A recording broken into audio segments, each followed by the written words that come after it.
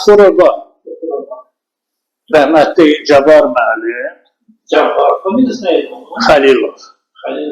Və Cabbar müəllim Milli Azərbaycan Akademiyasının arxeologiya, etnologiya, o vaxt hələ tarix institutunun tərkibində idi. O institutda şöbə müdürü idi, tarix elmləri doktoru idi, professor, məşhur arxeolog idi, Qafqaz-Şünaz idi, Qafqaz Albaniyası üzrə mütəxəssis.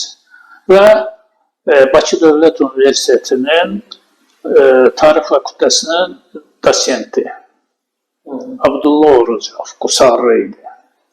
Xorobada onlar arxeoloji qazıntılar aparıblar. Alban dövrüdür, ilk orta əsrlərə aid abidədir. Ne tapırlar? Yaşayış yeri, kənd tipli yaşayış yeri olur. Orada bir kuruda olmayı Yox, yaşayış yeriydi. Katakomba tipli mezarlar olduğu. Katakompalar var. Xorobada da aşkarlayıblar. Bu son katakombalardır. O katakombalarda əsasən Xəzərlərə aid idi. Yəni, Mingəçevirdə daha çox öyrənilirdi. Qazaxda aşkar olunub. Xorobada da var. Cabbar müəllim tədbiqləmişdilər 70-ci illərin sonunda. Xəzərlər ola bilənmiş olar. Əlbəttə. Xəzərlər nəyin ki olacaq? Qəbəliyəcən gedib çıxmışdılar. Şəmkirəcən. Şəmkirdə indi biz qazanırıq, Xəzər izləri var. Belki ileride arpa yok, Xəzərlərə ayrılmışlar da bence kadar var. Bilirsiniz necə? İndi biz deyirik ki, ayrılıq da. Amma o vaxtı indiki sərhədlər deyil də. Bunlar elə mən Canaxırda qazıntı apardım. Universitetin xətti ilə 92-93-cü illərdə müşkil arxeoloji ekspedisiya təşkil olunmuşdu. Tarix fakültəsində o vaxtı Yaqub müəllim dekan idi.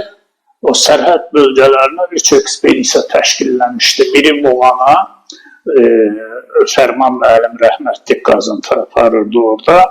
Sonra Qüdrət müəllim rəhmətli Balakənddə qazıntı aparırdı. Mən də Müşkürdə, Abram tərəfdə 2 abidə qazıdıq, orta əsrlərə aid. Bir də Canaxır. Canaxır böyük şəhərdir. 140 hektara qədər sahəsi olub. Nəhəngli şəhər Canaxır. İndi Xaçmaz rayonunda Canaxır kəndi var. Canaxar kəndi. Amma ədəbiyyatda o abidə Canaxır abidəsi kimi gedir. Və orada antik dövrdən, yəni eramızın 1-2-ci əsrindən ta 15-ci əsrə qədər mədəni təbəqələr var. O şəhəri massagetlərlə Hunlar salıb. Hunların massagetlərin şəhəri olur.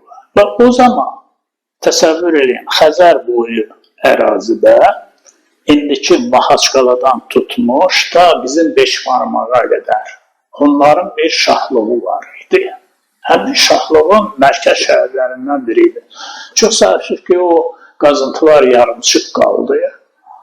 93-cü ildə biz sonuncu qazıntını apardıq. Çox möhtəşəm bir abidədir.